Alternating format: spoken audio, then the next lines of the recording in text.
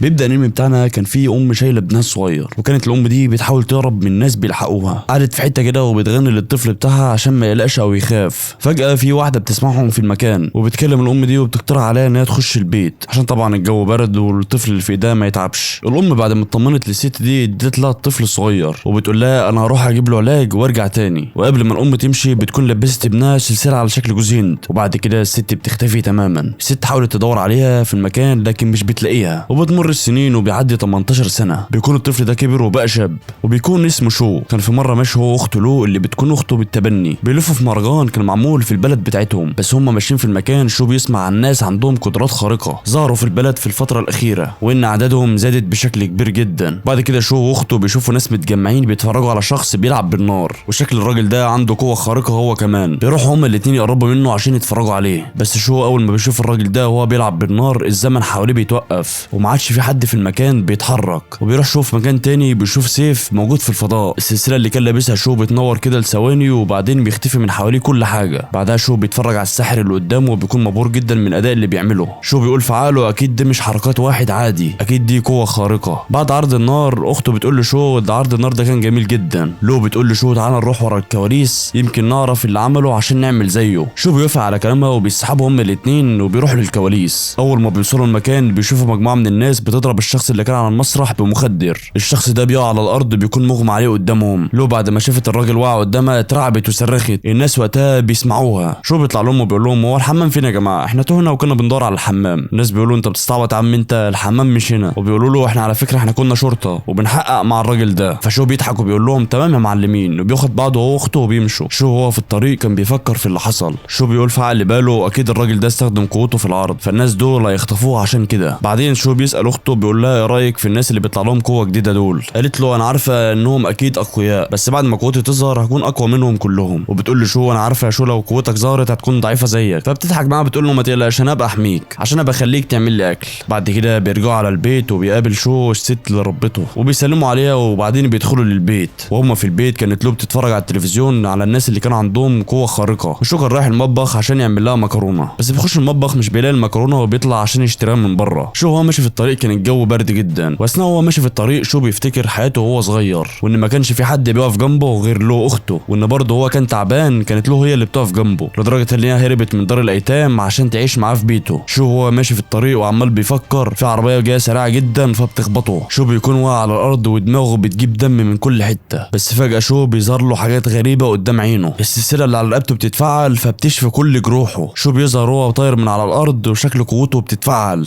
بعدها شو بيقع على الارض وبيفتح عينه. شو بيقول في عقل باله انا ازاي اتخبطت من العربيه ومش حاسس باي وجع. بيقول ده اكيد قوتي الخارقه ظهرت، بس بيقول انا لازم احاسب الراجل اللي خبطني، انا مش هسيبه يروح كده وخلاص. والراجل كان واقف وميت من الخوف ومفكر ان شو خلاص مات. بس شو بيقوم من على الارض وبيعمل نفسه كانه شبح عشان ينتقم منه. الراجل بيكون في قمه الرعب وبيظهر فوق دماغه ارقام وبيجري على العربيه بتاعته وبياخدها وبيطير. شو بيكمل طريقه وبيوصل السوبر ماركت وبيروح يشتري المكرونه برضه. الراجل بتاع السوبر ماركت بيشوفه فبيترعب من منظره عشان كان في دم نازل من دماغه وظهر فوق راس الراجل ده ارقام برضه. شو بعد كده بياخد منه المكرونه بسرعه وبيطلع يجري على البيت. خبط في اتنين وهو بيجري وظهر برضه ارقام على دماغهم. بعد ما وصل شو على البيت لو بتساله هو ايه اللي عمل فيك كده؟ بيقول لا ما تشغلش دماغك مفيش اي حاجه. وبيخش شو على الحمام بيبص شو على كل جسمه في المرايه ما لقاش اي خبطات او جروح في جسمه. بعد كده شو بيروح على اوضته وبدا يتخيل القوه بتاعته. فجاه بتظهر شاشه غريبه جدا قدام شو فيها كل النقط اللي جمعها من الناس النهارده. شو بيقول هما مين الناس دول؟ انا ما اعرفش حد منهم. بس شو بعد كده بيفتكر اللي حصل والارقام اللي ظهرت فوق راسهم. بعد كده شو بيفهم ان لو ضايق اي حد بياخد منه نقط سحريه، فبيبقى سعيد جدا شو بالموضوع اللي حصل ده فبيقرر انه يضايق اي حد يقابله. وبيقول انا هبقى ملك الشياطين القادم. وبيقول كل ما ضايق الناس اكتر كل ما ابقى اقوى. ده عظمه قوي الكلام ده. بعدها بيكمل شو تأليف في الشاشه اللي قدامه.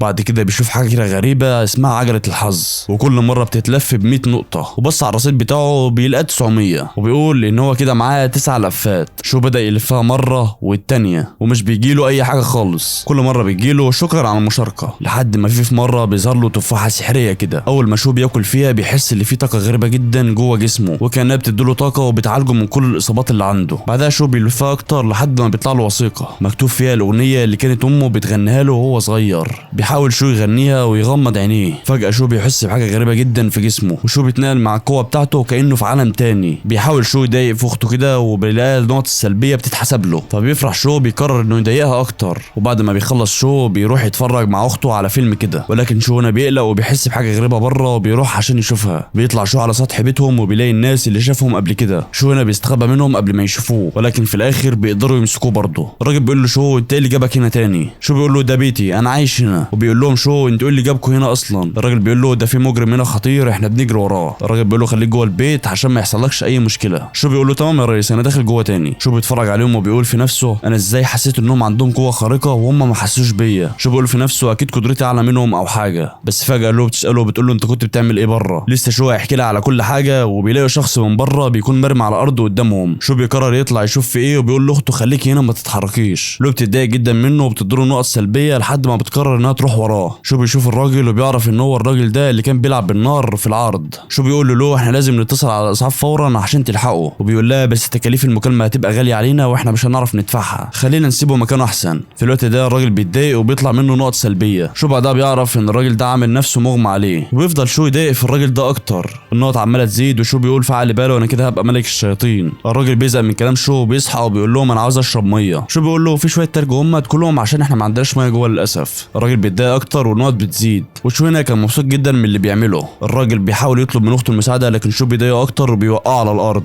وبتفضل هنا النقط بتاعت شو عماله تزيد لحد ما هنا الراجل بيتعصب وبيحاول يحرق شو، ولكن قوه شو بتقدر تطفي النار بتاعته. الراجل هنا بيحاول يحرقه تاني لكن مفيش اي فايده. شو هنا كان مستمتع ومبسوط جدا من النقط اللي عماله تجيله. بعدها الراجل بيزهق وبيقول له يا عم انا غور من هنا ومش عايز منكم اي حاجه. فشو بيضايق فيه بيقول له خلي بالك لا تقع من على سطح تاني. فالراجل بيكون في الوقت ده متعصب وشو عمال يكسب منه نقط كمان. شو بيخش البيت هو واخته، واخته بتقول له انت ازاي ما اتحرقتش من الراجل ده؟ بتقول له اوعى تكون قوتك ظهرت وانا ما اعرفش. وبتضحك عليه وبتقول له بس اكيد لو قوتك ظهرت اكيد جسمك الضعيف ده مش هيستحملها. شو بيقول لها انت بتقول ايه؟ على فكره انا قوتي ظهرت. شو هو ماشي بيقول لها ما تنسيش تعملي الواجب قبل ما تنامي، وبياخد من اخته له شويه نقط زياده قبل ما يمشي. بعد كده شو بيدخل على اوضته وبيفعل القوه بتاعته. هنا شو بيلاقي عنصر بيتشرى فشو بيشتريه. بيطلع له شو حاجه غريبه كده فبياكلها. هنا اول ما شو بياكلها بيخش في مجال القوه بتاعته، بس في المره دي شو بيلاقي كوكب بينور قدامه. وهنا شو بيعرف ان كده عنده قوه جديده. بيرجع من المجال اللي كان فيه فبيلاقي نفسه قادر انه يشيل السرير بتاعه بايد واحده. شو بيطلع بره الاوضه فبيلاقي اخته له بتتفرج على التلفزيون. بيقعد جنب اخته فبيفتح التليفون على جروب الدفعه بتاعته. بيفضل يستفز في زمايله فبيكسب من وراهم نقط.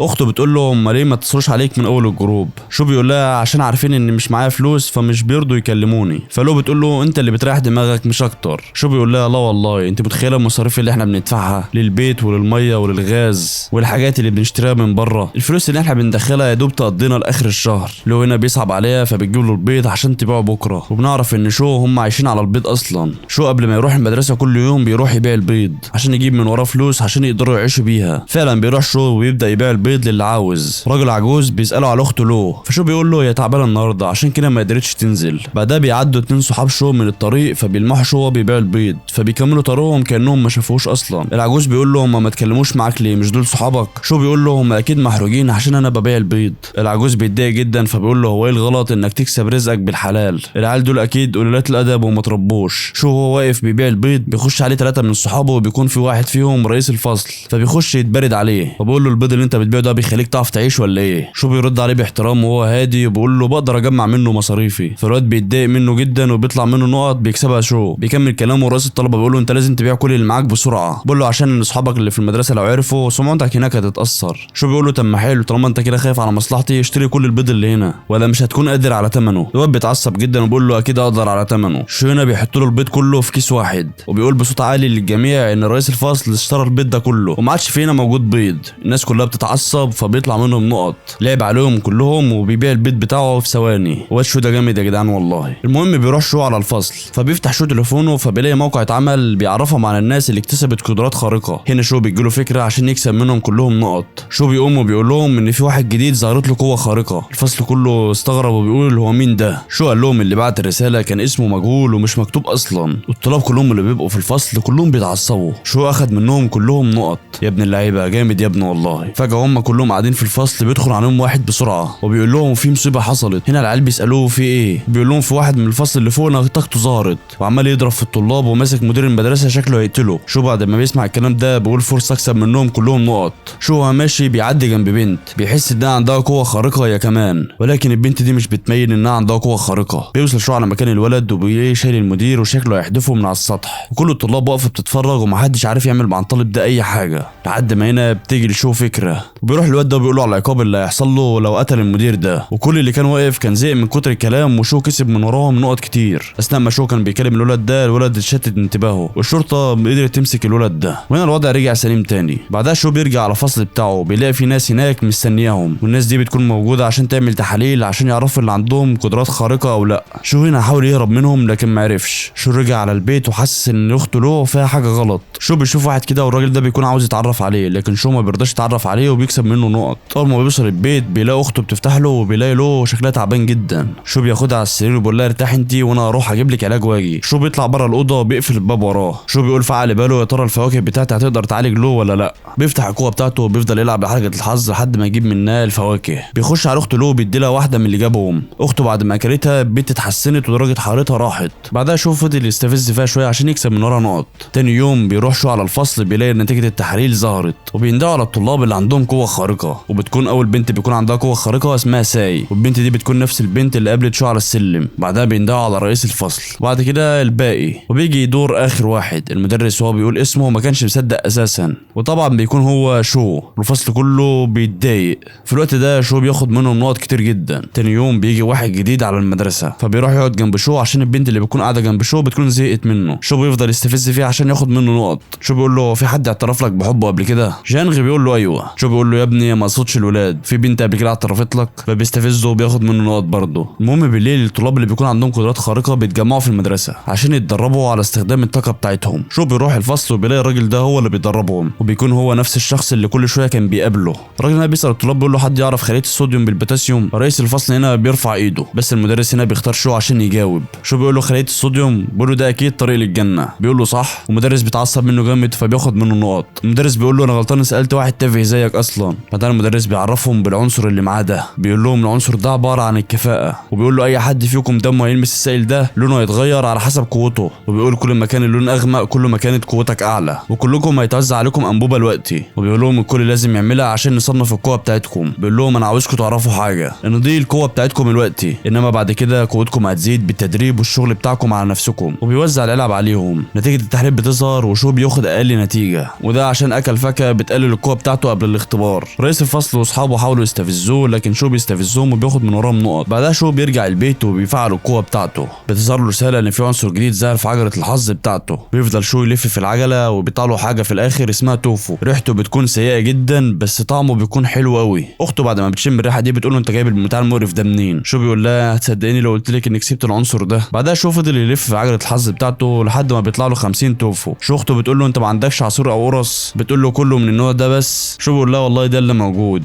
شو هنا فضل يلف في العجله اكتر واكتر لحد ما فجاه بتطلع له وثيقه كده. فجاه شو بيفتحها لكن القوه كلها بتدخل في لو. الزمن في الوقت ده بيقف وبيظهر شعاع اسود بيخترق السماء وبيدخل الشعاع ده كله في لو. اخته بتقول له شو هو ايه اللي بيحصل؟ انا مش فاهم اي حاجه. شو بيقول لها غمضي عينك وركزي قوتك يمكن تفهمي. بتغمض عينها فعلا وبتلاقي ان خريطه النجوم بتاعتها ظهرت، وده معناه ان قوه لو الخارقه ظهرت. لو بتكون في الوقت ده سعيده جدا وبتكون فرحانه. وبعدها شو بيدخل على اوضته بيفكر في طريقه عشان يخلص من التوفو اللي معاه، وبيقرر ان هو يبيعه عشان يقدر يكسب من وراه فلوس. وبيقول واللي يشم ريحته ما يعجبوش ياخد منه نقط. الواد ده دماغه شغاله يا جدعان. تاني يوم بيجي الشو عشان يبيع التوفو بتاعه. بيطلع من بيته بيلاقي عجوز ماسك السيف بتاعه كده وعمال يتدرب بالسيف بتاعه. شكل العجوز ده محترف في استخدام السيف بتاعه جدا. العجوز بيروح لشو بيقول له انت عاوز تتعلم الحركه دي؟ شو بيقول له لا وبيسيبه بيمشي. والعجوز هنا بينصدم من الرد بتاعه فبيكسب من وراه نقط. بعدها شو بيروح عشان يبيع التوفو بتاعه وما بيكونش حد عاوز يشتري منه في الاول بسبب الريحه بتاعته، بس بعد كده في واحد بيدوقه والناس كلها بتتلم فبيخلص التوفو ده في ثواني. بعدها شو فضل يكمل حياته الطبيعيه ويفضل يستفز في الناس ويكسب من وراهم نقط ويستخدم النقط دي في فتح قدرات جديده لحد ما شو بيكمل كل الكواكب في خريطته النجميه. هنا شو بيظهر له طاقه جديده وسلاح جديد يقدر يستخدمه، وبيطلع له سيف والسيف ده يقدر يستدعيه في العالم الحقيقي ويستخدمه. بعدها شو بيروح على الفصل وبيلاقي اصحابه بيتكلموا على الحوادث اللي بتحصل الفتره الاخيره. وهنا رئيس الفصل بيجي وبيقول لهم ايه رايكم نعمل فرقه سحريه ونحارب بهم المجرمين دول؟ لكن الكل هنا مش بيديله اي اهميه ومش بيعبروه اساسا. فبيروح الواد ده عشان يستفز شو، فشو هنا ما بيعبروش اللي بيكلموا اصلا فبيكسب منه نقط.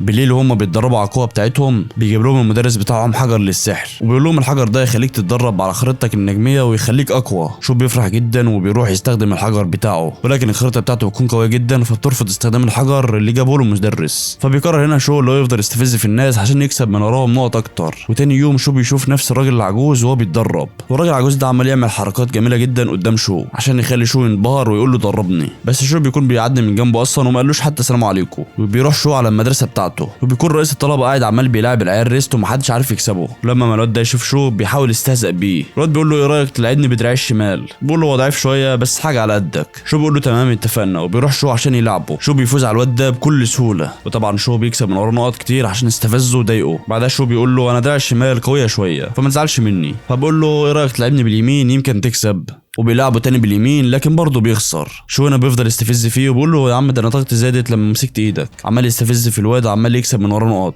بعدها بيروح الطلاب عشان ياكلوا، بعدها شو بيروح وراهم بالتوفوا عشان يكرههم في عيشتهم بسبب الريحه بتاعته، فبيكسب من وراهم كلهم نقط برضه. هنا جي بيروح وبيسال شو بيقول له انت ازاي طاقتك زادت كده، فشو بيعلي صوته بيقول له ده بسبب رئيس الطلاب، هو ده اللي جاب لي الحظ النهارده. فجي بيقول له شو انت ممكن تقول للمدرس على طاقتك اللي زادت، بيقول له هو هيديلك احجار سحريه اكتر. شو بيساله عن مكان شغل المدرس ده، فجي بيقول له هو شغال في شبكه الارض. شو بيستغرب ويقول له في منشآت تانية، فجي بيقول له اكيد ايوه، بيقول له في كمان في حاجه تانية اسمها شبكه السماء ودي بتكون اقوى من الارض بمراحل. فشو هنا بيقول له تمام. بعدين شو بيرجع على البيت، بس شو قاعد بيسمع ناس قدام بيته بيتصنت عليهم وبيعرف انهم من شبكه السماء. بيروح قائد الناس دي للعجوز وبيعرض عليه ان هو يشتغل معاهم، بس العجوز هنا ما بيكونش موافق وبيقول له ان هو مش فاضي دلوقتي. فالراجل بيقول له تمام، فالراجل بيقول له خليك عارف ان المنصب اللي موجود في شبكه السماء مش هيكون فاضي لحد غيرك. شو بعد ما شافهم عرف ان العجوز له علاقه بشبكه السماء، وهنا شو بيقرر ان هو يتعلم منه مبارزه السيوف. وفعلا شو بيروح للعجوز عشان يقدر يتعلم منه. العجوز فرح جدا وبيقول له تعالى في اي وقت يا عم عشان ابقى اعلمك. شو بيقول له تمام. شو بيقول له بس انا عندي شرط واحد. العجوز بيقول له ايه. شو بيقول له انك تهتم بمذاكره لو عشان انا مش فاضي ان اذاكر لها الفتره دي. العجوز اتضايق شويه واللو فضلت تتضايق اكتر وفضل يكسب من وراهم برضه نقط، وبيخلص اليوم على كده. تاني يوم وشو قاعد في الفصل بيلاقي النقط بتاعته عماله تزيد. بيستغرب شو من الحوار ده، ولكن شو بيعرف ان هي بسبب لو ان هي عماله تضايق في العجوز، وده طبعا عشان القوه بتاعت لو اتفعلت بسبب شو. المهم شو طالع من الفصل بيشوف ساي وهي معديه من جنبه. البت دي هاديه وراسيه بصوره غير طبيعيه، وتحس ان البت دي غامضه وراها حاجه. في نفس الوقت ده العجوز كان بيعلم في لو شويه مسائل رياضيه. البت متعبه جدا وعماله تستفز في الراجل العجوز وبتقول له انت اتعلمت العد امتى. الراجل بيقول لها قبل ما انت تيجي الحياه اصلا. لو بتقول لها يعني انت عندك 81 وانا عندي 10، لو شلنا ال10 يبقى انت قعدت 60 سنه وما تعرفش تعد. وشو هنا عمال بيزيد نقط. المهم العجوز هنا بيقول له شو انا علمتها زي ما انت قلت لي، يلا بقى نتدرب. فشو بيقول له تمام. العجوز جاب شويه اوزان وقال له انا عاوزك تلبسهم بالترتيب، قال له يعني خفيفه وبعدها تقيله وكده يعني. وبيقول له القفاز ده هو ده اتقل حاجه هنا، والقفاز ده بيكون معدي 300 كيلو. شو بيبص على الحاجات وشال القفاز ده بايد واحده ورماه في الجو، وبيقول للعجوز انا نظام طاقتي زاد في الفتره الاخيره، وبيقول له خلينا نبدا على طول بلاش قوانين. العجوز بيكون منبهر جدا بشو وبيقول له خلاص يلا نبدا. العجوز مسك ورقه كده وقال له انا هعلمك ان كل حاجه ممكن تتقطع. طاقه العجوز فضلت تتجمع حوالين الورقه بكميه كبيره جدا. ضرب ضربه واحده بس في الهواء شقت المكان باللي فيه بالكامل، حتى الجدار اللي كان قدامهم اتقسم نصين. بعدها العجوز اخد سيفه واداه لشو عشان يتدرب بيه. شو فضل يتدرب وطاقته عماله تزيد. شو عمال يتعلم بسرعه غير طبيعيه. شو هنا حرفيا بقى محترف سيوف مفيش كلام، وشكل كده دي هتكون موهبته.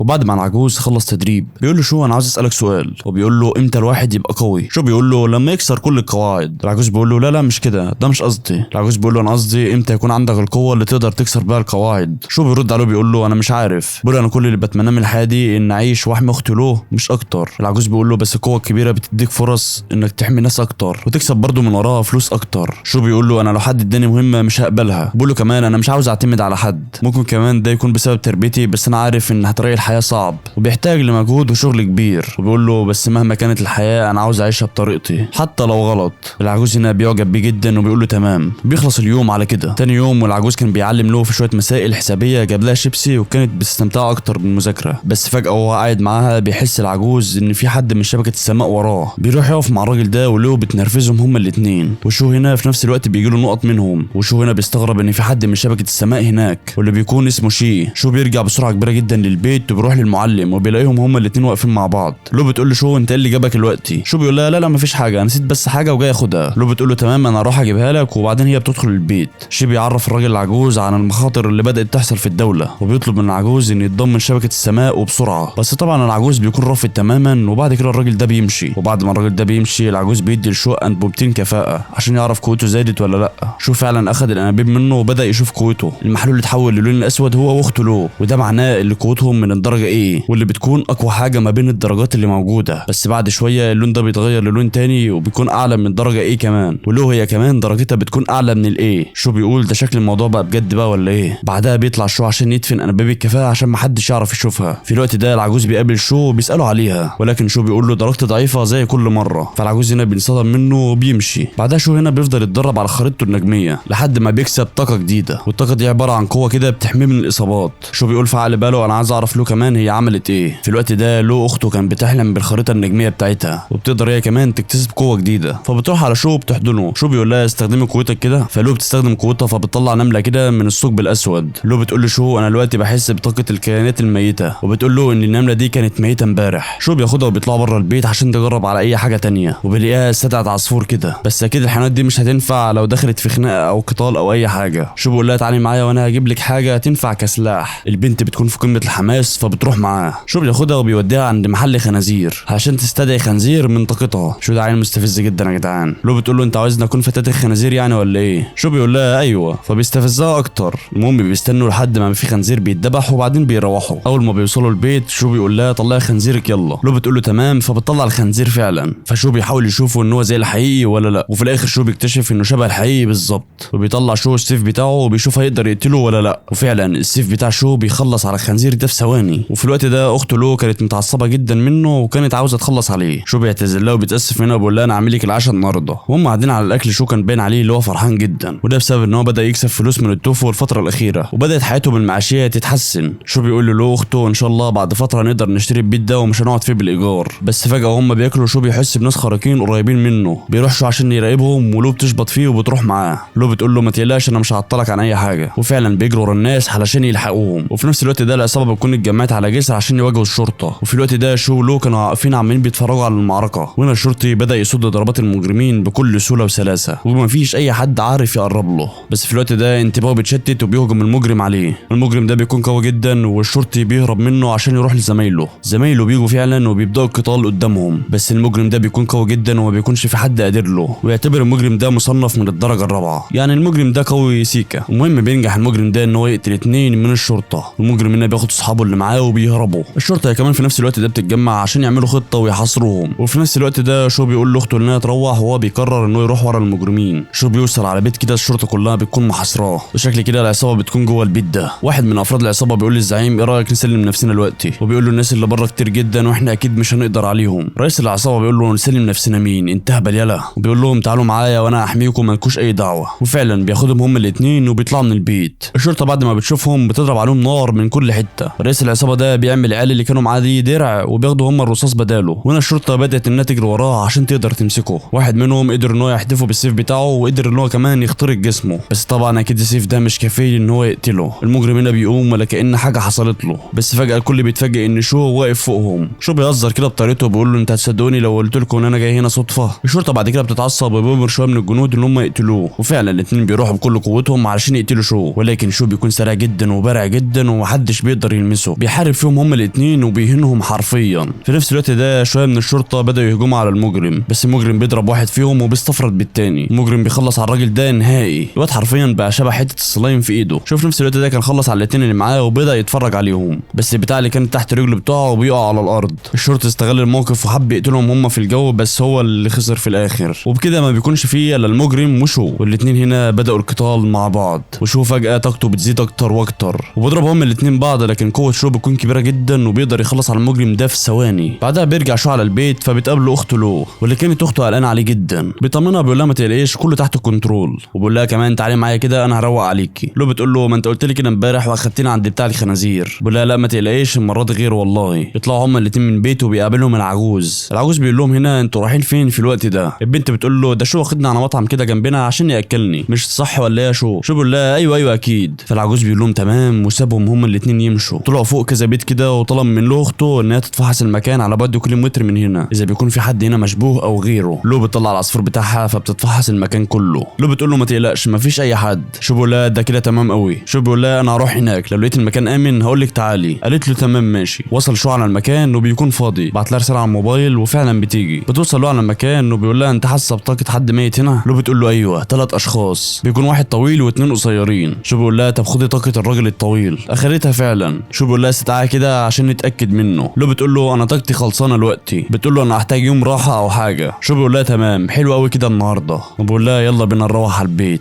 لو بتقول له نروح مين يا عم انت؟ مش انت قلت لنا هتاخدنا على المطعم؟ ولا عاوزنا نرجع من غير ما نكون واكلين حاجه والعجوز ده يشوفنا؟ شو بيقول لها خلاص تعال نروح نحتفل باللي عملناه النهارده في احسن مطعم يا ستي. وفعلا شو بياخدها في مطعم وسط البلد. قعدوا هما الاتنين ياكلوا، ولو بتاكل اكل كتير جدا. شو بيقول لها وهي بتاكل اللي حصل بينا دلوقتي خليه سر ما يكونش في حد عارفه. بيقول لها كمان اوعي توري حد قدراتك. لو بتقول له تمام انا عارفه كل حاجه ما تقلقش. شو بيبص لها وهي بتاكل بيقول لها انا عارف ان العيشه معايا صعبه، وبيقول لها زمانك لو كنت بتاكلي في الميته من دلوقتي كان الاكل هيبقى احسن من كده. لو اول ما سمعت الكلام ده منه بدات تعيط. بتقول له انا مش فارق معايا الاكل ولا فارق معايا اي حاجه، وبتقول له انا بس عاوز اعيش معاك في بيتنا. شو بعد ما سمع كلامها بيتاثر جدا، وبدا يفتكر هم قد ايه كانوا قريبين من بعض وهم صغيرين، وبيفتكر اليوم اللي كان قدر يجمع فيه الفلوس عشان يأجر البيت اللي هم عايشين فيه. بيقول لها كمان انا عاوز اعيش في مكان يعتبره بيتي، من النهارده نفضل مع بعض على طول يا لو. لو بتفرح منه جدا. فبيخلص اليوم على كده. بعدها شبكه السماء بتعمل اجتماع عشان يعرفوا الشخص اللي قدر يهزم المجرم، وبيقول له انه من طريقه كلامه ومن افعاله باين عليه ان هو لسه شاب ومراهق. بيقولوا كمان ان هو مراهق وقدر يوصل للطاقه دي، اما لما يكبر كمان هيعمل ايه. بيقولوا احنا لازم نعرف الشخص ده بسرعه. في نفس الوقت ده شو كان بيبيع التوفو بتاعه. شهر الشو بتبقى كبيره جدا بسبب التوفو اللي بيجيبه، وكمان بيبيعه في اقل من 10 دقايق. في نفس الوقت شو بيبقى متضايق ان هو مش عارف يكسب مشاعر سلبيه من الناس ولا نقط بسبب ان هم حبوا التوفو بتاعه. بس هو قاعد كده بيجي واحد وبيساله هو في لسه توفو ولا لا، وبعد ما شو قال له لا الراجل اتنرفز ومشى. شو ساعتها كسب من وراه 50 نقطه. شو بيقول ده حلو قوي ده، وجي في باله فكره. جه بعد كده واحد وبيقول له انا عاوز توفو. شو بيقول له تعالى تعالى يا عم اتفضل. بيقول له تعالى كده بص جوه العلبه، بص التوفو كله خلص يا معلم. الواد ده بيكون متعصب جدا وبيكسب منه 100 نقطه. المهم تاني يوم ولو نايمه بتحس ان الطاقه بتاعتها رجعت، فبتصحى وبتروح لشو وبتعرفه ان الطاقه بتاعتها رجعت تاني، وبتوريه المجرم اللي استدعته. شو بيقول لها ده حلو قوي ده. شو بيساله وبيقول لها انت بتتحكمي فيه ازاي؟ لو بتقول له كل اللي انا عاوزاه وهو بيعمله. لو بيقول لها حتى كمان لو عايزنا نخليه يضربك يضربك عادي. شو بيقول لها لا لا بالله عليك انا مش قادر. المهم لو بتقول له كمان ان هي بتقدر تشوف ذكرياتهم، وبتقول له على فكره البوكس اللي انت اديته له كان جامد. شو بيقول لها بتعرف تشوف ذكرياتهم كمان؟ ده حلو قوي ده. بس لو بتقول له شو قبل ما يمشي انها شافت في ذكرياته انهم خبوا فلوس كتير جدا وهم سارقينها، وبتقترح عليه انهم يجيبوها. شو بيقول لها لا مش هينفع، وبيقول لها احنا لو جبناها لازم نسلمها للشرطه، وبعدها الشرطه تسالنا انتوا عرفتوا مكانها منين، وهيبقى سين وجيم وهيبقى في حوار كبير قوي، والناس ساعتها هتعرف كمان قوتك. فلو بتكون زعلانه كده فبتروح عليه، فبتقول له احنا ممكن ما نوديش الفلوس دي الشرطه، نشتري بقى البيت اللي احنا عاوزين نعيش فيه، ممكن كمان نستخدم الفلوس دي في اي حاجه تساعدنا. شو بيقول لها لا مش هينفع. شو بيقول لها انا كمان نفسي وعاوز اشتري البيت بس مش بالطريقه الغلط دي، وبعدها بيستفز فيها شويه وبياخد منها نقط،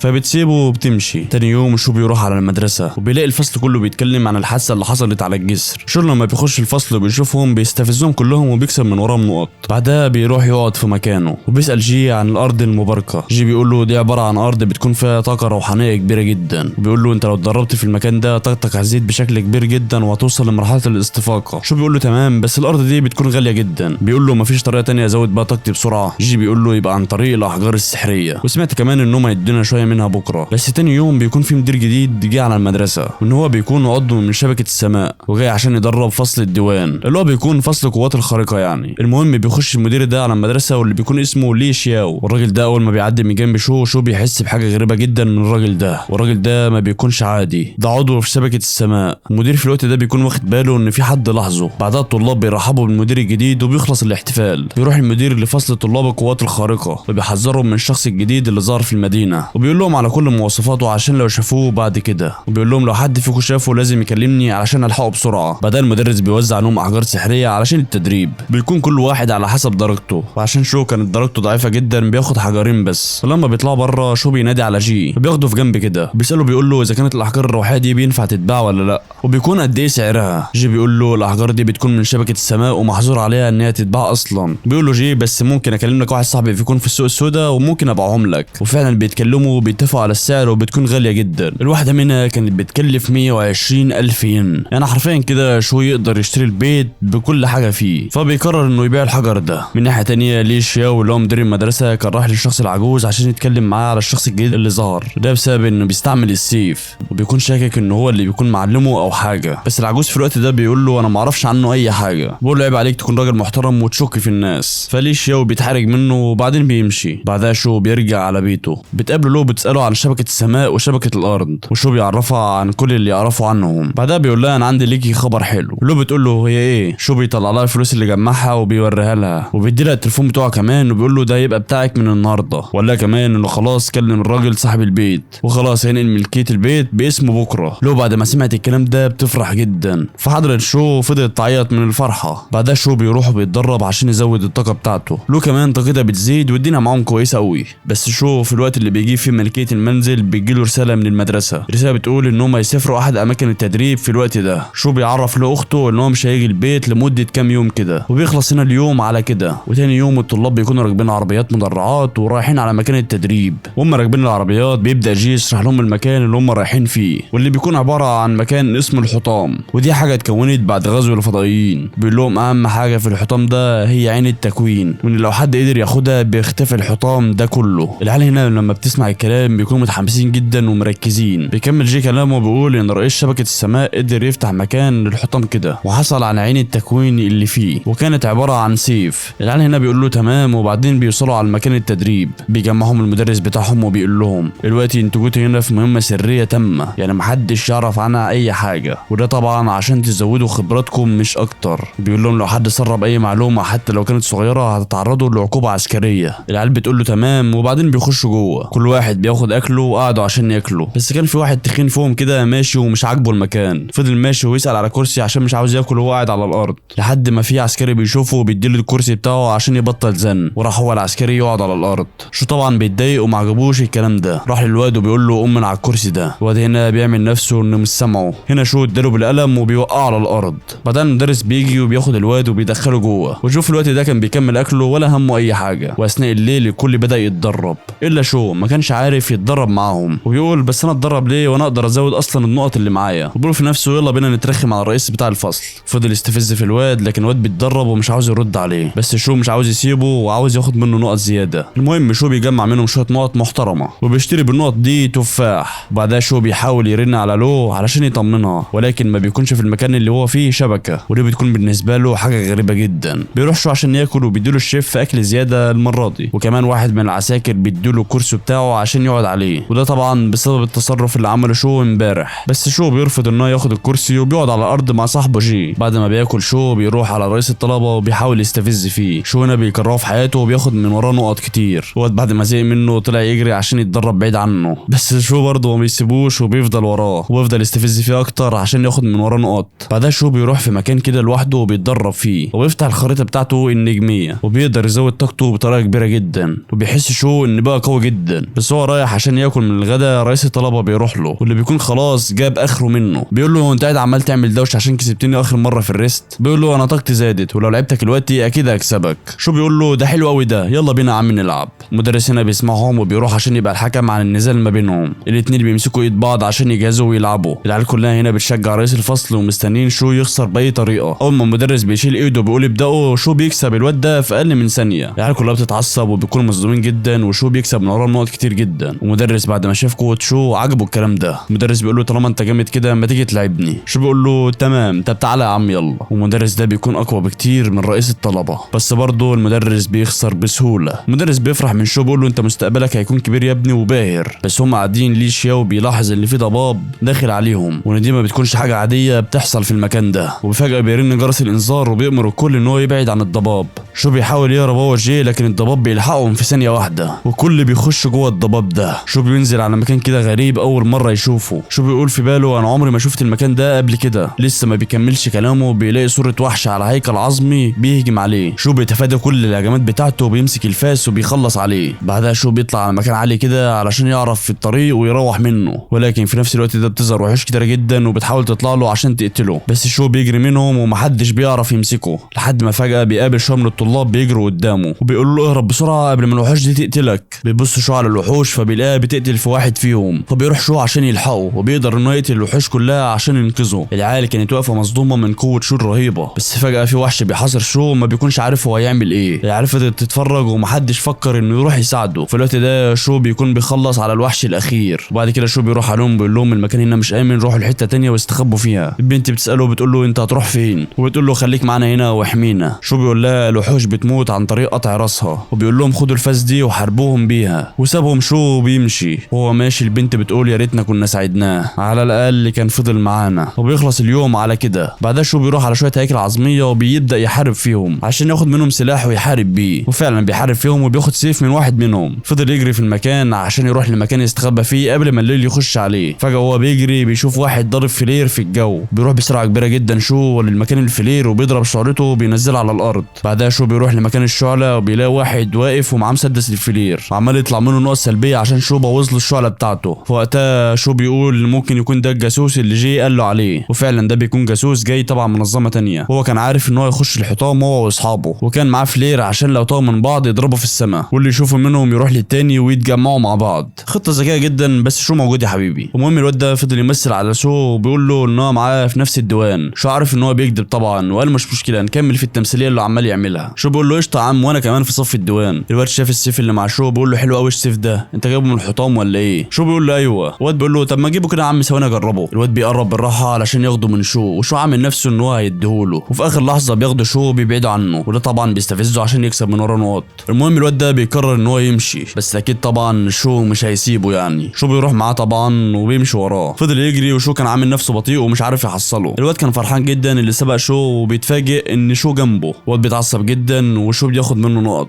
ولكن هما بيجروا بيظهر لهم وحوش من تحت الارض عشان تقتلهم. الواد بيحاول يهرب منهم بسرعه كبيره جدا، وشو عامل نفسه ان هو خايف منهم وبيجري وراه. الواد بيقول لشو هات السلاح عشان اقتلهم، لكن شو بيستفزه وبيحاول يديهوله، لكن بيعمل نفسه ان هو يديهوله يعني. وبعدها شو بيزقه بيوقعه وبيهرب من الهياكل، وكان خلاص الواد كان هيموت وطلع مخبي سكينه جنبه وبيقتل الوحوش اللي بتهجم عليه. بيلحق الواد ده شو بيكون عايز يقتله وقتها، بس الواد ده بيقرر ان هو يقتله بالليل عشان ما يقاومش. بيروح على مكان عالي كده علشان يرتاحوا فيه. شو بيعمل نفسه ان هو نايم كده، وبعد ما الواد بيقرب عليه بيصحى. شو بيقول انا كده بقيت تمام ومش عايز انام. الواد كان متعصب منه جامد وشو عمال بياخد منه في نقط. المهم الصبح شو بيطلع وبيجيب اكل من معاه. طلع شو واحد من التوفو وعمال بياكل فيه. الواد اول ما شاف التوفو معاه انصدم وبيقول له انت عملت كده ازاي؟ الواد بيقول له مستحيل يكون معاك واحد. وشو فضل يستفز فيه لحد ما الواد ده بيتعصب جامد. الواد ده هنا بيقرر ان هو يقتله خلاص. الواد بيكون قوي جدا ومتدرب وبيحاول يضرب شو، وفعلا بيضرب شو، بس شو جامد برضه بيفادي كل الهجمات بتاعته وبيرد له كل الضربات اللي بيضربها له كمان. الواد بيتعصب منه اكتر وبياخد منه نقط. هنا بيهجم على شو بكل قوته. شو بيفادي الهجمات بتاعته لكن السيف بتاعه بيقع. الواد هنا بيفكر ان خلاص كده هيقتل شو، بس شو هنا بيطلع السيف بتاعه وبيخلص عليه في غمضة عين. بعدها والواد ده بيموت عرف ان هو ده الشخص اللي قتل المجرم. بعدين الواد بيقع على الارض وبيموت. شو بيبص على ايده كده وبيقول قد ايه الدنيا دي مرعبه. انا امبارح كنت بهزر مع الواد وبكلمه عادي ومفيش في دماغي اي حاجه، والنهارده انا بقتله. الموضوع ده طلع صعب قوي، بس مهما كان الطريق صعب انا همشي برضه. بعدها شو بياخد السيف بتاعه وبيمشي. شو هو ماشي بيدخل على غابة، بيشوف هنا تفاح على الأرض، فبيعرف إن دي غابة تفاح. بيروح شو عشان يجمع له شوية من التفاح ده، بس هو بيجمع في التفاح بيلاقي شوية من السناجم متعصبين وبيحدفوه شوية من الطوب. شو هنا عمال ياخد منهم نقط سلبية بسبب مضايقتهم. المهم شو بياخد منهم شوية تفاح وبيجمع منهم شوية نقط وبياخدهم وبيجري، وبيفضل شو يجري لحد ما بيوصل عند نهر كده وبيشرب منه. شو بيقول في عقل باله أنا بجري بقالي كتير وما قابلتش حد. بيقول إن الحيطان ده ملوش نهاية ولا إيه؟ لسه ما كملش كلامه بيلاقي مجموعة من الذئاب بتهجم عليه. بيحاول يجري منهم لكن بيخش في وسط العشيره بتاعتهم، فبيهرب منهم وبيجري منهم وبيرجع كل اللي مشاه تاني. وهو بيجري شو بيقول انا ازاي ما تعبتش كل ده، يمكن عشان التفاح اللي انا اكلته اداني طاقه. وشو بيقول لا بالعكس، ده انا حاسس دلوقتي ممكن ازود سرعتي اكتر بكتير. فعلا شو بيزود سرعته وبيقدر يهرب من الذئاب كلها. شو بيوصل لمكان الناس اللي ادالهم الفاس في الاول، وبيلاقي اعداد الناس دي زادت شويه. بيقعد معاهم وبيقول لهم انا هقعد معاكم ليله واحده، وبيفضل يعصب فيهم وبياخد من وراهم نقط. بيسالهم شو بيقول لهم انتوا ما اكلتوش من امتى؟ البنت بتعيط وبتقول له احنا بقالنا 3 ايام ما اكلناش اي حاجه. شو بيقول لها حلو قوي، وبيطلع شو التفاح وبياكله قدامهم وكلهم بيتعصبوا منه. شو بيقول لهم انتوا لو عايزين زي التفاح ده هتمشوا في الاتجاه ده لمده يومين وهتلاقوه قدامكم. وبيقول لهم خلي بالكم من السناجب عشان ما بتحبش حد يلمس التفاح بتاعها. كله متعصب منه جدا وبياخد منهم كالعاده نقط زياده. واحد منهم بياخد الفاس وبيروح لشو وبيحاول ياخد منه التفاح بالعافيه، بس شو هنا بيستفزه وبياخد منه الفاس بكل سهوله. شو بيقول لهم جه الوقت عشان امشي، وبياخد شو السيف والفاس عشان يحارب في الوحوش، وبسبب في المكان اللي كان قاعد فيه تفاحتين، والعيال هنا مش بياخدوا بالهم من التفاح اللي سايبه. بعد كده شو بيمشي وبيروح يدور على اي حاجه يعملها. فجاه وشو ماشي بيحس ان في حد عدو قريب منه. فجاه بيطلع عليه فارس هيكل وبيضربه بالرمح بتاعه. بيفضل شو ماسك الرمح ده. بقيه الهياكل الفرسان بيجوا عشان يهجموا على شو، ولكن شو بيوقع اللي قدامه وبياخد منه الرمح بتاعه وبيجري. المهم بعد عناء كبير جدا من الهياكل دي في محاربه شو، بيقرروا انهم يمشوا ويسيبوه لانهم زهقوا منه. وبعد ما بيمشوا شو بيقرر انه ياخد اسلحتهم ويروح يستفز فيهم. عليهم. في الوقت ده كان في شويه من الطلاب والمدرسين بيترصدوا للهياكل علشان يقتلوهم، ولكن ما بيكونوش عارفين يعملوا معاهم اي حاجه، فعشان كده بيقرروا انهم يقتلوا قائد الفرسان دول على امل ان انتباههم يتشتت وبعد كده يقدروا يخلصوا عليهم. وفعلا بيدوروا على اي حد غريب فيهم علشان يقتلوه، وبيختاروا اللي من غير رمح اللي ماشي بسيفه، وبيفكروه ان هو ده القائد، بس هم ما يعرفوش ان شو سرق السلاح بتاعه منه. المهم القناص بيتمركز في الموقع بتاعه وبيضرب الطلقه فبتفرتك دماغه. كله هنا بيكونوا مبسوطين جدا وفرحانين وبيفكروا ان هم كده خلاص هيقضوا على الفرسان، ولكن قائد الفرسان بيكون لسه عايش وبيخلي جنوده يضربوه بالسهام، وبعد كده ما بيكونوش عارفين يعملوا اي حاجه وبيهربوا. بيروحوا في حته فاضيه كده وبيقولوا لبعض هو احنا مش قتلنا القائد بتاعهم؟ ازاي هم فضلوا مركزين علينا كده؟ في واحد من المدرسين بيقول مفيش الا سبب واحد، اللي احنا قتلناه كان اتسرق منه سلاحه. وبيقول بس مين يا ترى اللي قدر يسرق سلاحه؟ وهم بيتكلموا بيلاقوا شو متربص للناس دي، بينط على واحد منهم وبياخد منه الرمح بتاعه وبعد كده بيهرب.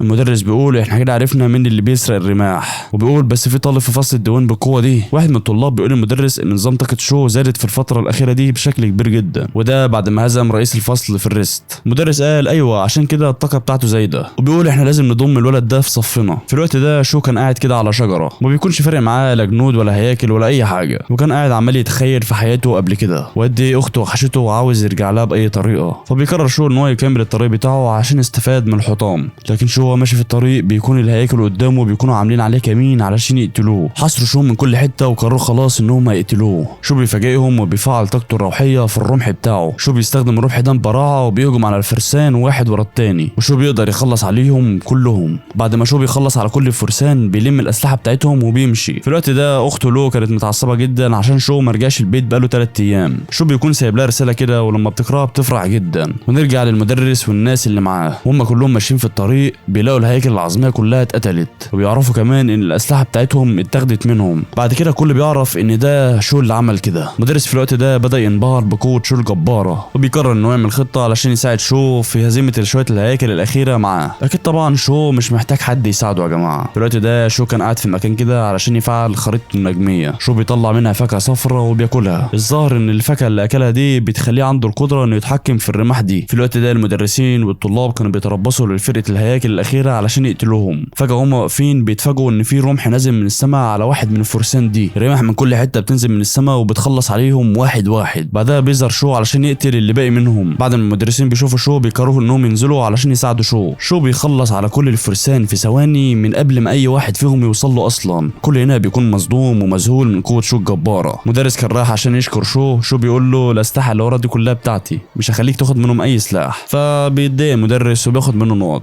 المدرس بيقول له تمام ما تقلقش انا مش هاخد منها اي حاجه. المدرس بيقول له بس الاسلحه دي كتير عليك وممكن ما تقدرش تشيلها. شو بيقول له صدق ده فعلا انا مش هقدر اشيلهم. فبيجمع شو الاسلحه وبيقرر انه يبيعهم، وبيقول لهم اي رمح ب1000 ين، وبيقول تعالى قرب وجرب احسن الرماح من الهياكل العظميه. عايزين كلنا يا جماعه نتعلم من الماركتنج بتاع شو. ما شاء الله عليك يا ابني شاطر والله. العيال كلها بتتجمع حوالين شو وبدات تبدل حاجاتهم الغاليه بالاسلحه عشان طبعا يقدروا يحاربوا الوحوش. شو هنا كان فرحان جدا. في الوقت ده 2 من زمان شو كانوا بيجمعوا شويه فلوس علشان يشتروا منه الاسلحه، بس بيكونوا شويه فلوس قليله. شو بيقول له بس فلوسك القليله دي ممكن تاخد بيها فاس. بيقول له ما تقلقش هي جامده وبتقطع اي حاجه. الواد فرح واخدها، وشو بيقول في نفسه اخيرا خلصت من الفاس المعفنه دي. بعد كده المدرس بيجمعهم وبيكملوا مشي في الحطام. كلهم بيفضلوا ماشيين لحد ما رجلهم كلهم بتوجعهم من المشي. المدرس هنا بيبص على شو كده بيلاقيه مكمل مشي ولا في دماغه حتى ان هو ماشي. المدرس بيروح معاه وبيفضلوا يتكلموا شويه. شو بيسالوا عن بقيه الطلاب. المدرس بيقول له كلهم تمام ومفيش حد حصل له حاجه، وبيقول له لكن معظم الضحايا كانوا كلهم طلاب عسكريين ماتوا كلهم وهم بيحموا الطلاب. شو بيتاثر بكلامه جدا وبيحس ان الراجل ده طيب. بعدها كلهم بيقفوا في مكان كده وبيولعوا نار عشان كلهم يتدفوا. شو بيبص على المدرسين كده بيلاقيهم كلهم تعبانين ومش قادرين يتحركوا، فبيصعبوا عليه. فبيقرر شو انهم يديلهم شويه تفاح علشان ياكلوا. اول ما المدرسين بياكلوا التفاح ده طاقتهم كلها بترجع وبيكونوا كلهم مبسوطين. في شويه من الطلاب لما بيشوفوه بيروحوا على شو بيقول لهم احنا كمان عاوزين تفاح. شو بص لهم كده وبيقول لهم انتوا شويه عيال مالكوش اي 30 لازمه، واقفين ورا علشان المدرسين يحموكم مش اكتر، ولما شفتوني بدلهم حاجه علشان يرتاحوا وجيتوا عشان تاخدوها. بيقول لهم امشوا من هنا مش هتاخدوا مني اي حاجه. فبيمشوا كلهم، بس في واحد غني منهم بيروح لشو فبيديله الساعه بتاعته واللي بيكون ثمنها 30,000 ين مقابل 3 تفاحات. شو هنا بيوافق في ثواني. بعد كده الطلاب بيسمعوا صوت وحوش بيهجموا عليهم، بيعملوا دايره عشان يحموا بعض من الاشباح. بس شو في نفس الوقت ده بيحس ان السيف بتاعه عايز يطلع ويقتل الاشباح دي كلها، بس شو بيمنعه عشان ما يخليش الناس دي كلها تشوفه. بس الاشباح دي لما بتعرف ان شو معاه السيف ده بيخافوا منه كلهم وبيمشوا. شو بعد ما عرف ان الاشباح دي بتخاف خاف منه وقرر انه يجري وراهم بعد كده. المهم بعدها بيوصلوا لمركز الحطام اخيرا، واللي بيكون فيه كميه كبيره جدا من الناس بتوصل هناك.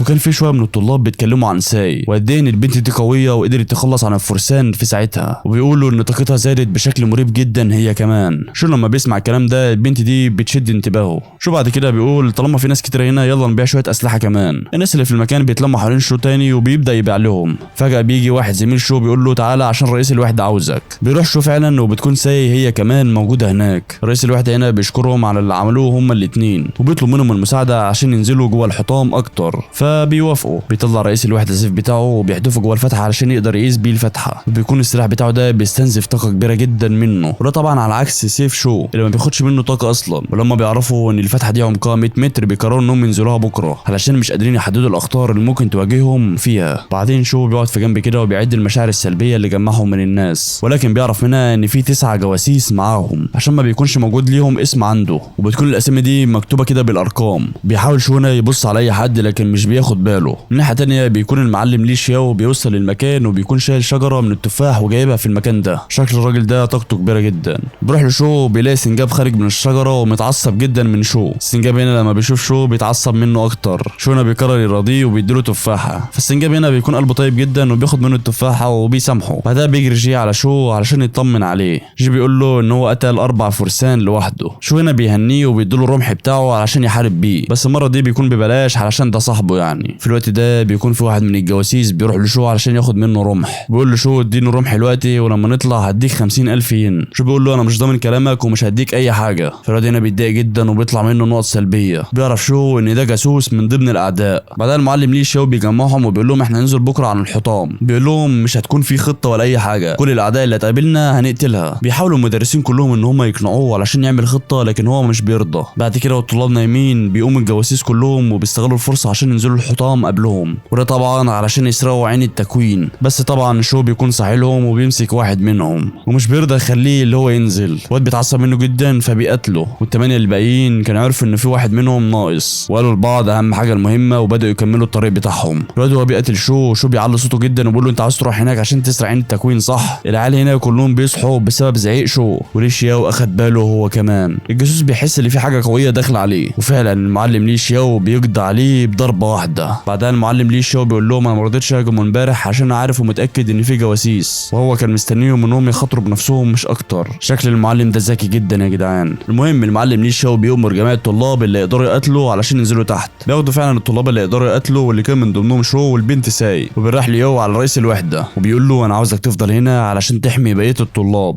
رئيس الوحده بيقول له تمام، وبيقول له بس يا ريت بعد كده لو انت مخطط لاي حاجه تقولها لي. فبيقول له تمام. جمع المعلم هنا الكل وبيديلهم خطاب تحفيزي قبل الهجوم. بيقول لهم اهم حاجه انكم ما تتسرعوش وانكم تستخدموا عقلكم لو وقعتوا في اي مشكله. وبيأمر رئيس الوحده واحده من شبكه السماء عشان تعمل لهم سلم علشان يقدروا ينزلوا عليه. بتعمل فعلا سلم وبيقدر الكل ينزل عليه. شو هو نازل بيحس ان في حاجه غريبه في السيف بتاعه، ولكن شو بيقرر انه يكمل طريقه عادي. اول ما بينزلوا تحت بينصدموا من المشهد. كل الجواسيس بيقتلوا نفسهم وما بيكونش فيهم اي واحد عايش. لو بيقول لهم دي طقوس غريبه بيعملوها علشان يموتوا، ملناش دعوه بيهم، وبيكملوا طريقهم عادي. بيوصلوا على مكان كده مليان بلورات واللي بتكون بتلمع بطريقه كبيره وبيكون شكلها غريب، وفعلا بيخرج من البلورات دي اشباح كتيره وبيبداوا يهجموا على العيال. ليه شو هنا بيفعل طاقته كبيره وبيقدر يقتل شويه من الاشباح دول، ولكن الاشباح دي بتكون عددها كبيره جدا وبيقدروا يحاصلوا بجميع الطلاب. بس هنا المدرسين بيكتشفوا ان الاشباح دي اجساد ضعيفه جدا وسهل انها تموت، فبيبداوا كلهم يحاربوها. وكل هنا بدا يحارب بكفاءه عاليه الا شو. اي وحش بيشوفه بيخاف وبيطلع يجري. شو بيتعصب جدا اللي ما بيكونش في حد بيهجم عليه، بس شو قرر برضه ان هو يقتل في الاشباح. بعد ما شو بيقتل شويه من الاشباح بيلاقي السيف بتاعه بيمتص قوتها، لكن فجاه بيلاقوا واحد شبح بيقتل واحد من الجنود اثناء وهو بيقاتل. والمشكله اللي ده مش شبح عادي، لا ده هو نفس الشخص اللي كان مع الجواسيس، وطلعوا ان الطقوس اللي عملوها قدروا يحولوهم شبح بالطريقه دي عن امل ان هم يعدوا ويسرقوا عين التكوين. ليه شياو بيتعصب جدا وبيعمل قوته الرهيبه عشان يقدر يتخلص منه. بيجمع بقيه المدرسين وبيتناقشوا في طريقه علشان يقدروا يقتلوه، بس محدش بيقدر يوصل له علشان ما فيش حد عارف مكانه اصلا. بس فجاه شو بيحس كده ان السيف بتاعه بيقول له اضرب برمحك كده على ايدك اليمين، وفعلا شو بيضرب برمحه وفجاه بتيجي في الجاسوس. ليه اول ما شاف شو بيضربه انصدم. ليه راحوا سالوا بيقولوا انت عرفت مكانه ازاي؟ شو بيقول له انت هتصدقني لو قلت لك ان ده بالحظ؟ ليه بيقول له اكيد لا. شو بيقول له طب اضرب هناك كده. ضرب هناك وفعلا بتيجي في الجاسوس. ده الحظ ده يا جدعان. شو فعلا كان قايل على المكان ده بالحظ وفعلا بتيجي فيه. بعدها شو بيخليه يضرب في كذا كذا مكان ومش بتيجي في اي جاسوس. بعدها بيبعد المعلم ليو على شو عشان يكمل المهمه، وفجاه هنا بوابه القصر بتتفتح، وفجاه بيظهر منها هياكل عظميه كتيره جدا ووحوش. قائد الهياكل بيخرج بيقول لهم انت ازاي جالكوا الجرأه انكم تدخلوا القلعه بتاعتي؟ محدش فيكم يفكر ان هو يطلع عايش من هنا. المعلم بيقول للطلاب انتوا شايفين السيف اللي في ايده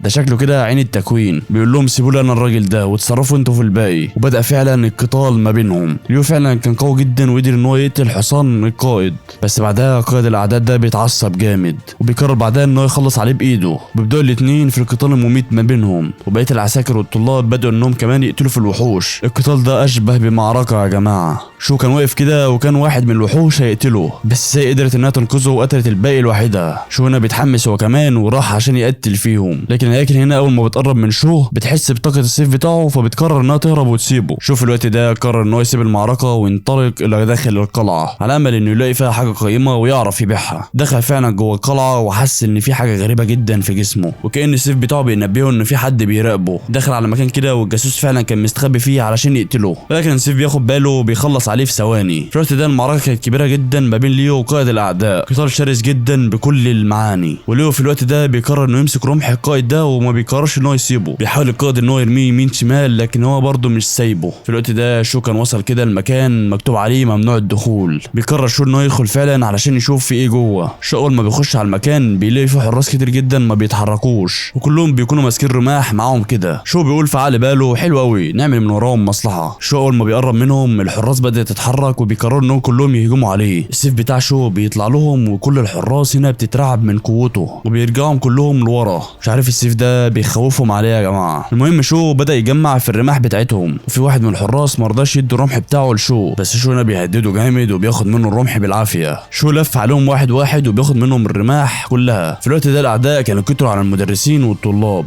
والوضع بقى صعب جدا عليهم. حتى المدرس ده كان هيتقتل من الهياكل، بس ساي قدرت انها تنقذه في اخر لحظه. والمعلم نيو كان مستمر في قتاله مع قائد الاعداء. في الوقت ده القتال ده بيشتد بقوه كبيره ما بينهم، وبينجح قائد الاعداء انه يثبت المعلم بطريقه بتاعته. المعلم بيطلع كل قوته بيخلص على طاقه القائد. لو هنا بيهجم عليه قوه تانية وبيمسك الرمح تاني منه. في نفس الوقت ده شو كان بيقرب كده على المكان، وشكل المكان ده بيكون في عين التكوين الحقيقيه. قائد الاعداء بيحس بشو بيسيب الرمح بتاعه وبيقرر ان هو يجري. ليو بعد ما بياخد السلاح بتاعه بيعرف ان ده مش عين التكوين، بيكمل جري ورا القائد ده. شو بيفتح حاجه كده قبل ما قائد الاعداء يوصل له، وبتطلع فعلا هي عين التكوين. اول ما شو بيلمسها كل حاجه في الحطام بتختفي، وكل حاجه عماله بتدخل في عين التكوين اللي مع شو. والناس اللي بتكون بره الضباب بيلاحظوا ان الضباب اختفى واحده واحده. الكل بدا يرجع من الحطام وكانوا في قمه السعاده علشان هم لسه عايشين. رئيس الفصل كان مصاب كده في دماغه وقاعد كده علشان يتعالج، بس جي بيخش عليه كده بسرعه وبيساله على شو، وبيروح جي على مكان الاسلحه وبيدور على شو وبيسالوا عليه تاني، بس المدرس بيقول لهم دوروا عليه في كل حته، لو ما لقيتوش عايش يبقى هتلاقوه وسط الجثث. الواد كان قوي جدا في الحطام ومستحيل ان هو يكون مات، والمدرس ساعتها كان في قمه الحزن. في ثانيه الكلام ده كله بيتغير اول ما شو بيخش عليهم. شو بيخش عليهم بشويه حاجات كده جمعها بتكون غاليه جدا. كل هنا بيتصدم لما بيشوفوا شو وما بيكونش في حد مصدق. هنا شو دخل على الكل وفضل يستفز فيهم. بعدين شو بيمشي في الطريق. المهم شو هو ماشي بيجيله نقط كده سلبيه بسبب ان اخته متعصبه. فجاه هو ماشي كده بيلاقي اخته مستنياه فوق شجره. اول ما بتشوفه بتنزل عليه. اول ما بتشوفه بتبص على جسمه كله وبتشوف حصل له حاجه ولا لا. ولما بتلاقي اخوها سليم بتفضل تعيط من الفرحه. بعدها شو بيعتذر لها ان سابها كل المده دي لوحدها، وبياخدها في حضنه وبيوعدها ان هو يعزمها على احسن مطعم في البلد علشان يصالحها. وفي الوقت ده بيتجمع رئيس شبكه السماء مع المساعد بتاعه. بيقول المساعد ان ليه شياو حاسس ان في جاسوس قدر ياخد عين التكوين ويستحوذ على القوه بتاعتها الجباره. بس الرئيس بيقول له بس ما اعتقدش ان في جاسوس هو اللي يقدر ياخد عين التكوين. وبيقول له ده اكيد واحد تاني عنده قوه خارقه. وبيقول له انا بعت التيم في المدينه عشان يراقبوا تدفق الطاقه،